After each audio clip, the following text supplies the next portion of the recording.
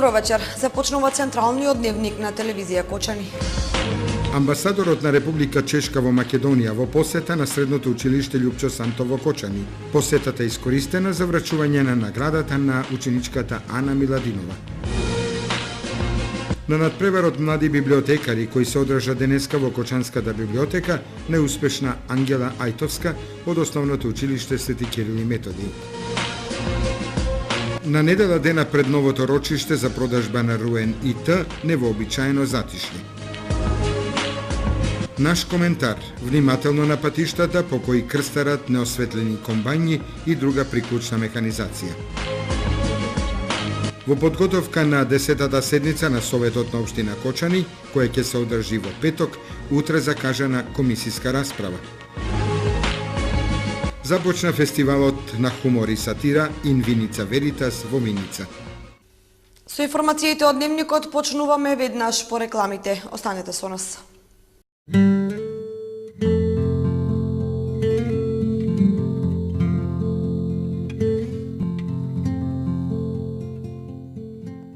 Од 3 до 19 октомври голема продажна акција на Тигар Метал. Поцинкуван лим 2 на метар 289 денари, 3 на метар 429 денари. Пластифициран лим во сите бои и димензии по ваша мера по екстра цени. Сите видови елементи за ковани и огради.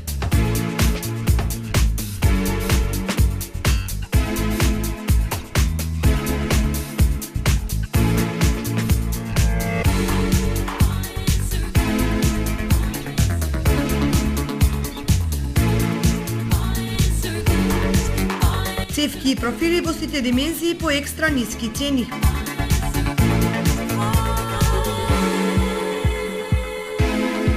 Шрафовска роба.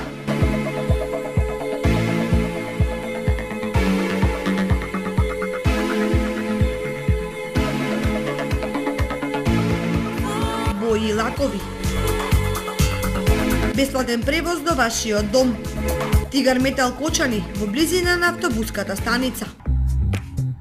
Сончеви колектори Термосол Кочани. 20-годишното искуство и стручност на инженер Никола Соколов, вградени во сончеви колектори, ви гарантираат сигурна заштита и благодет во домот. Зошто да плаќате скапа струја? Вградете Термосол систем за загревање на водата од сонцето и уживајте преку целата година. Сончевите колектори се најисплатливата инвестиција на секое семејство, а Термосол е единствената фирма која ви дава техничко упатство и гарантен лист. Обезбедува резервни делови за 10 години. Не чекајте, вградете колектор за да ја почувствувате енергијата на сонцето.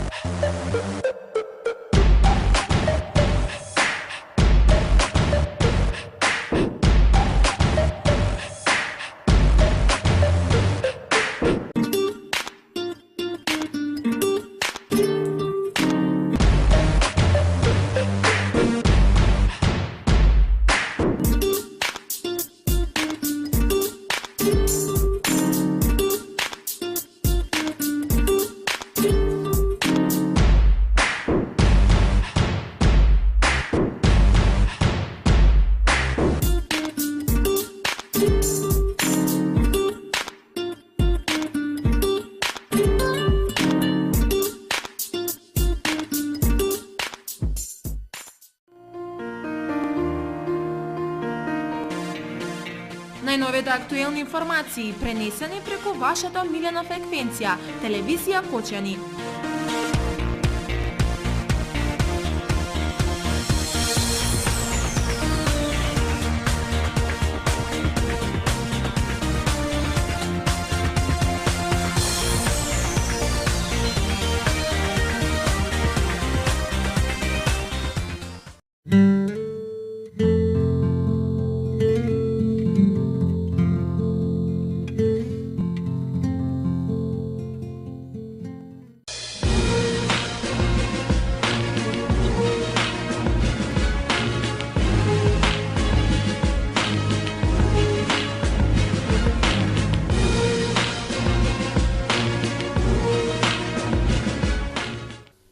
Амбасадорот од Чешка во посета на Средното општинско училиште Љупчо Сантов. Причината е врачување на награда за најдобра ликовна творба на ученичката Ана Миладинова, која на конкурсот во Чешка од вкупно 50.000 творби влегува во првите 12. Ана Миладинова е новата гордост на Средното општинско училиште Љупчо Сантов од Кочани. По нејзина заслуга денеска во посета на училиштето пристигна амбасадорот од Република Чешка во Македонија Мирослав Рамеш, за да ја врачи наградата за најдобра ликовна творба на конкурсот за ученички ликовни творби, кој по 42 пат се организира во чешкиот град Лидице. Ана е презадоволна од постигнатиот успех и се надева дека и во иднина ќе го афирмира своето училиште на секаде во Европа. Ова е првиот меѓународен и многу сум задоволна од наградата. Темата беа народните носи, народните обичаи, традицијата, да се прикаже културата на една земја и на еден народ. И јас мислам дека доволно добро ја представив Македонија и се надевам ово нема да биде последната награда. Амбасадорот е пријатно изненаден и горд на успехот на македонските ученици, до тој степен што самиот изразил желба лично да го посети Кочани и да ја врачи наградата на Ана, а и на останатите 12 македонски ученици кои влегуваат во потесниот круг на добитници од 50.000 испратени творби на ликовниот конкурс посветен на 80 зрагинати деца при нападот на градот од страна на нацистите.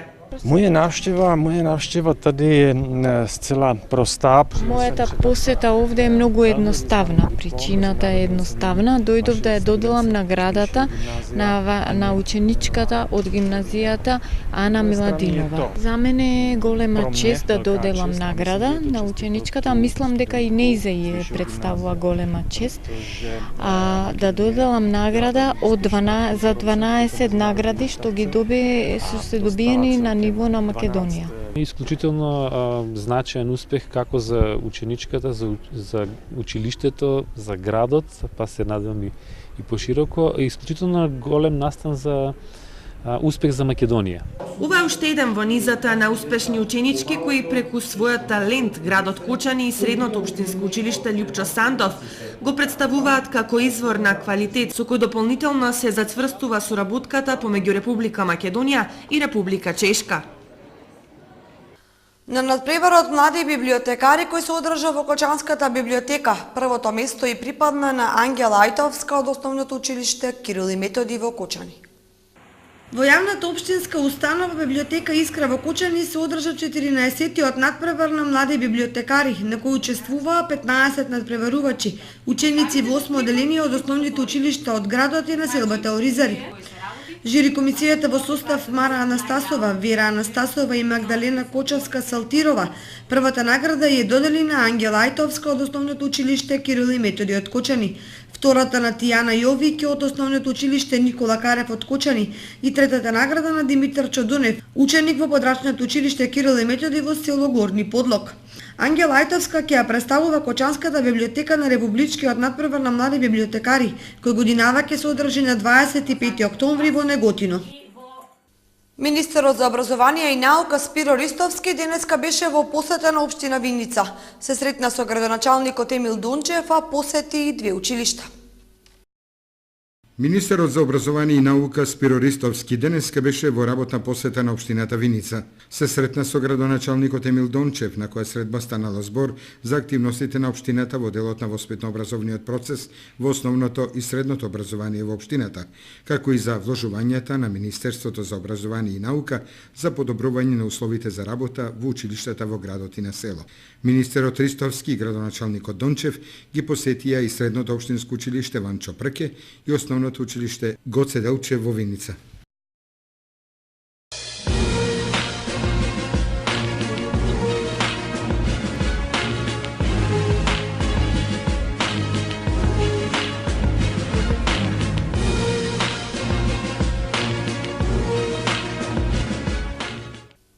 На една недела пред новото рочиште за продажба на руен ИТ, како да владее невообичаено затишје, во градот се шират шпекулации за разноразни обструкции околу продажбата, како и за пропуштените шанси за најголемата трансакција во кочанското стопанство. Според системот топло-ладно, стечајните работници и граѓаните ги одбројуваат деновите пред новото рочиште за продажба на најзначајниот кочански капацитет индустријата Руен, закажана за 21 октомври. И додека сите се надеваат дека конечно некој ќе ја купи фабриката за резервни делови и ќе ги рестартира капацитетите, во јавноста кружат приказни за тоа кој, кога и каде погрешил, какви шанси се пропуштени кога доаѓале заинтересирани купувачи и кој е виновен за сето тоа. Сомневањата дека едни декларативно го продаваат Руен, а други директно и индиректно ја обструираат најголемата купопродажна трансакција за една кочанска фирма, се зголемија по објавените сомневања околу водењето на стечајната постапка на првиот стечаен управник. Деновиве бизнисмени кои на еден или друг начин биле инволвирани во продажбата на Руен, велат дека имале директни контакти со странски купувачи, но дека влијателни поединци околу фабриката едноставно ги откачиле. Поедини локални фактори пак се сомневаат дека и сега некој упорно работи против продажбата на Руен и ги одвраќа заинтересираните. Некогашни стручњаци од фабриката кои сега се снашле во фирми кои отвориле своји капацитети во Скопје, наводно прават се машински парк на кочанската индустрија никогаш да не проработи, бидејќи ќе им создаде силна конкуренција. Спекулациите одат дотаму што последниот потенцијален купувач кој не се појави на четвртото рочиште имал за цел да ја купи фабриката, а машинскиот парк да го пренесе во Бугарија, при што овде би останале само голите ѕидови на кочанскиот гигант. Како и да е, до 21 октомври простанува помалку од една недела, па може да се очекува многу работи да бидат појасни, но и дополнително да се комплицираат и да се доведат во ќор сокак. Жетвата и годинава го зете данокот во крв. Ако апелите на полицијата не даваат резултат, какви мерки ќе ја решат безбедноста на магистралата Кочани-Штип?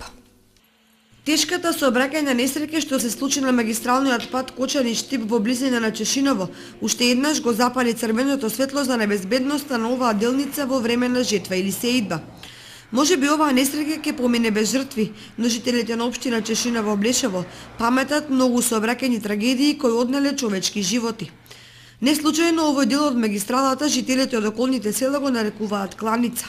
Земјоделците речиси знаат дека секоја година жетвата на уризот го зема данокот во крв, токму поради хаосот кој владее на сообраќајницата од Кочани до Штип, на која комбајн, трактор или запрега може да се појават од било која нива или на соодветен патен приклучок. А дотолку тоа се случува ноќе, неосветлената механизација буквално е стапица за учесниците во сообраќајот. Сериозна причина за проблемите во сообраќајот е и калта која на тракалата или гасениците ја изнесуваат комбајните и тракторите и ја лепат на асфалтот по кој се движат возила со брзина од 100 км на час. Но и тоа невнимание на земјоделците застега никој не успева да го спречи. Во подготовка на 10-та седница на Советот на општина Кочани закажана за во петок, утре комисијска расправа по предлог материјалите за седницата. Во подготовка на 10-та седница на Советот на општина Кочани, која е закажана в петок на 18 октомври во 9 часот во салата на Советот на општината, утре седници ќе одржат неколку комисии. Комисијата за комунални работи, планирање и уредување на просторот и заштитата на животната средина и природата ќе расправа по иницијативата за измена и дополна на деталниот урбанистички план за делот град Кочани, опфат помеѓу улиците Стево Теодосиевски, Глигор Апостолов Гочо и Димитар Влахов. Комисијата за финансии, буџет и локален економски развој ќе расправа по извештајот за извршувањето на буџетот на општината Кочани за периодот од третиот квартал за оваа година и предлог буџетскиот календар за 2014 година. Комисијата за култура, образование и спорт и права на децата ќе расправа по предлог програмата за дополнување на програмата за спорт на општина Кочани за оваа 2013 година. И Комисијата за мандатни прашања, избори и именувања ќе расправа по предлог решението за разрешување член на управниот одбор на јавната здравствена установа Здравствен дом Кочани.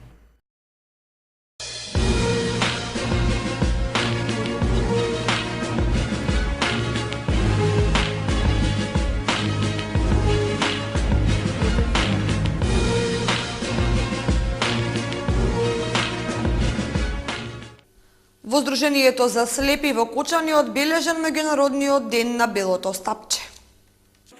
По повод 15 октомври, меѓународниот ден на белото стапче, денеска Сдруженијето на слепи лица во Кочани го одбележа преку изложба, читање на браева азбука и други активности.